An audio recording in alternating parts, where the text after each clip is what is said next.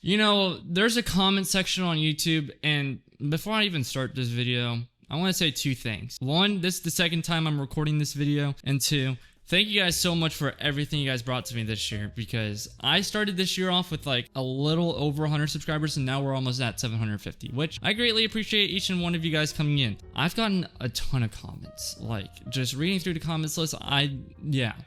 But there's been some comments that have made me question some things, and there have been some comments where I'm just like, get out of here with that. So, without further ado, this is Reading Comments with Captain Ethan. Yeah, let's get started. First one, Mark Benelli. Damn kid, don't use your stripes. You don't deserve even one. If you would watch the instruments, you would already see it goes way more up and steep as it should be. There's plenty of time for you kid to break the steep climb. No, there was not. And let me explain. So if you guys haven't seen the video, this is when I reviewed the fly-by-wire A380 that came out for Flight Simulator back in October. It was actually on Halloween, hence why the stripes. But no, so there was a bug with the A380 where if you pull up, you level the wings, and you push back down just to like stop the climb, it would just keep pitching up. Maybe it was a shift in weight and balance, maybe it was a bug, I don't know. But X-Plane fan did say, idiot, it's a bug, so yeah.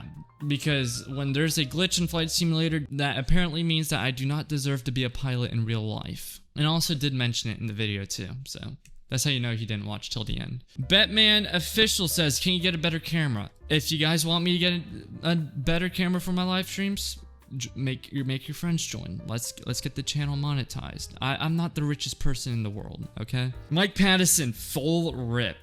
I didn't even get it. It was just a video. It was just a short of my friend Hunter just pulling back on the yoke and us climbing in from out of Venice. And then Mike Pattison also says weak instruction, which was me in the right seat and barking at Hunter about not being coordinated. Let me talk about this really quickly. I'm not an instructor. I'm not a flight instructor or a ground instructor. I'm working on my ground instructor ratings though, because I want to get gold seal when I become a flight instructor. Hunter is one of my good friends. He's not a flight student. As good friends do, we like to banter at each other.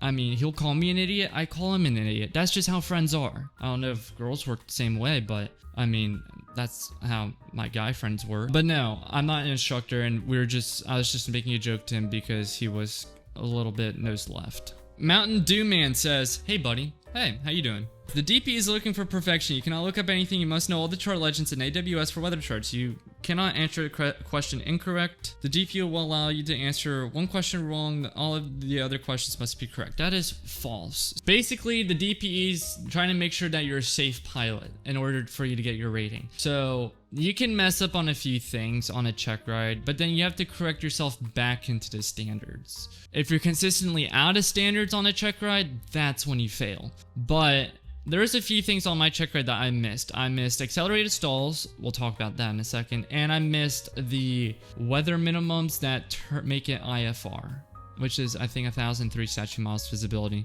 So, accelerated stalls. That was a big thing that I missed on my check ride, and let me tell you why. When I was doing my training flights, my instructor was like, let's do some commercial maneuvers for fun. So we did an accelerated stall, and then he told me that it's a commercial maneuver and that I will not perform it on the private pilot check ride. So when I was doing the oral portion, the DP was talking about like a high G-load stall, which is an accelerated stall. And in my head, I'm like, but my instructor said that accelerated stalls are not going to be on a check ride. It most likely will be on the oral. You're not going to do on the flight though. So that's one thing I learned. I am just telling you from real world experience from my flight school and other pilots. My friend got a disapproval because he did not know all the items in a segment, convective segment, and airment. I'm pretty sure you need to know those. He was not allowed to look up and was not allowed to look into AWS Legend. He was issued this approval. The DP said to put the FARM away as you cannot use it.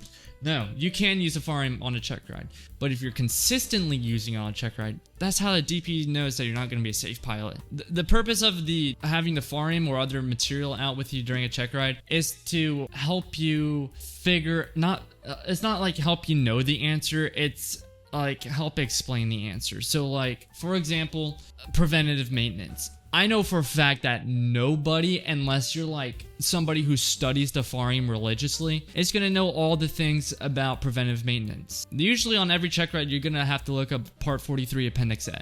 And yes, if you have a wrong answer, you will fail. Wrong. So think before you speak. P.S. There's nowhere in the ACS that states that is an open book test. It does state that you can use the ACS during the test. Show me where it states that you can use the FAR and other FAA approved materials. So if you can't use FAA approved materials on a test, does that mean you cannot use a chart supplement on a test or use a sectional chart on a test? It's not like a math quiz. This is like real world stuff. You can use an ACS on the test. I don't know why, because the DP is going to be checking off the ACS codes, especially when he takes your written test and sees the codes that you missed. The check ride is usually open book. If you're relying on the FAR, you're going to fail. Don't rely on your testing materials, rely on your own knowledge and use the testing materials to back up your knowledge. Also, you cannot read that quickly when looking at the pedostatic system instruments. You showed it for 1 second, if that. The goal of the video is not to be a ground lesson. When I'm doing those study guide reviews, that is to prepare you for your check ride. You should already know all the things that I talk about in the video. You should always know. The goal of the video is to help reinforce your knowledge. So like when you're driving down the interstate or you're at work and you have headphones in, that's when like you'd do it. And it's not supposed to be something where you watch the whole thing 20 times and you're a goddess at the check ride. No. It's supposed to help you. It's not supposed to be a ground lesson. Alright, this one was funny. Why is your QNH not set to standard? The altimeter was already set to 2992. QNH is set to STD, not 2992 though. If you are a pilot, you probably know standard pressure and temperature. Standard pressure is 29.92 inches of mercury, or I think it's 1013.2 hectopascals, I'm pretty sure. It's 1013.2. 2992 is standard pressure. When you're above 18,000 feet, you set your altimeter to 2992. In airliners, there's a button that you can press that just sets it to standard. That's why they call it STD. So 2992 is standard, and so 91-121A2 at or above 10,000 feet to 2992. That's what it should be set to. Mad Rock. I have a belly button in your Audi. Any, thank you for asking. Nobody takes the time to comment. Congrats on your PPL. Keep grinding. You're welcome. Almost at 90 hours over here. Always going to keep grinding towards future ratings. Get a life. It wasn't me. This was the short that I reposted of the kid screaming, "Oh, he did a go around." I just thought it was funny. That's why I just reposted it. I think it's Microsoft plane thing. I think so too. And he did great. What's wrong? This was the short where it was a kid who gave me an IFR clearance out of Charlotte on VATSIM. I was just impressed. Like, I was impressed about how he did. Nothing was wrong. I was impressed. Better I could have done. And then Budley Bear says, chill out. I'm also a 14-year-old controller, Captain Ethan. I know a lot of like young people want to fly on VATSIM, but they don't because they don't have the knowledge. But if you do have the knowledge, I do highly recommend you fly on VATSIM. I have so good of radio communications in real world because of VATSIM. I know it's just a video game, but there's kind of a realism aspect to it. So when you're doing IFR flights, you kind of get the experience where you would kind of get in real life as well. All right, why bother pay for a class 1 medical? Because you have to pay every 12 months and a lot more money if you want to keep up the class 1, but I guess if you don't renew it, it just falls to class 3. I'm gonna guess you're not a pilot. So you want to have a class 1 medical if you have an airline transport pilot's license, a second class medical if you have a commercial pilot's license, and a third class if you have a private pilot's license. Before you guys comment and say that's wrong, it's just to exercise the privileges. So I have a first class medical. It's past 12 months, so I have third class privileges. The point of getting a first class medical is basically to be able to fly in airlines. Well, even though you're not flying for airlines, you could still get a first class medical. I mean, it's just cool to have as well. But I want to go for airlines, so I'm going to want to have a first class medical. I don't really want to have a third. Since I'm not an airline pilot yet or a commercial pilot yet, I'm going to stick with my third class privileges. It saves a little bit of money. I know I don't have any health problems personally, and even if I did, I would be in the emergency room or in a hospital without a medical certificate. It's the same duration from a first class medical to third class privileges than it is to just have a full third class medical. It's the same amount of time. A real class 3 lasts 5 years, very good deal. Yeah, same thing for a first class medical. You have it for another 48 calendar months after you expire your first class privileges. There's another comment. Thought about different parts of the United States for so much harder, crazier class Bravo airspace to deal with to testing to get your private pilot's license. I'm in the Boston class B area under shelf, like 10 miles out, but really not that bad, especially compared to what I see on the charts at LAX area. So busy, complex. Sounds like Orlando too a lot.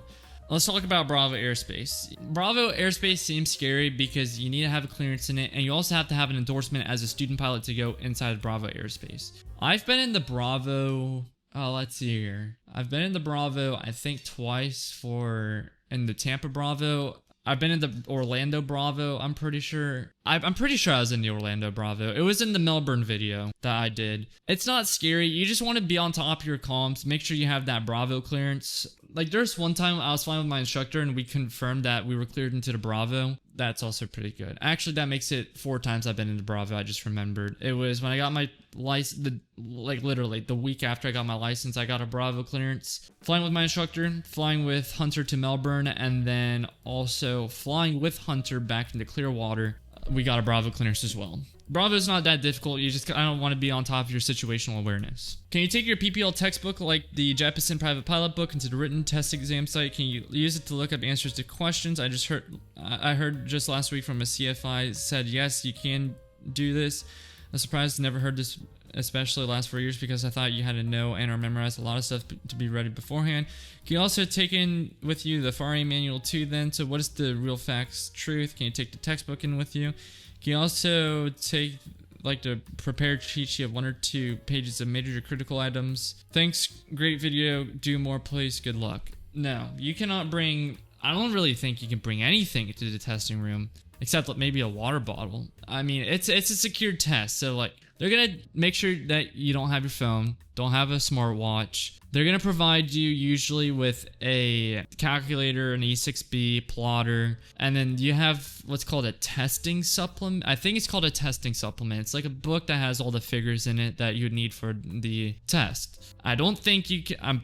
I'm 99.99999% sure that you cannot bring any material into the written test. That's why you have to really study before you take the test. And that's really about the last question. Thank you guys so much for all the support you guys have brought me this year. Next year, we're gonna absolutely crush it with Aviation Con. I'm really trying to plan out the schedule as best as I can because I'm a busy person. I trade stocks, I run 2 businesses, and I work part-time as well.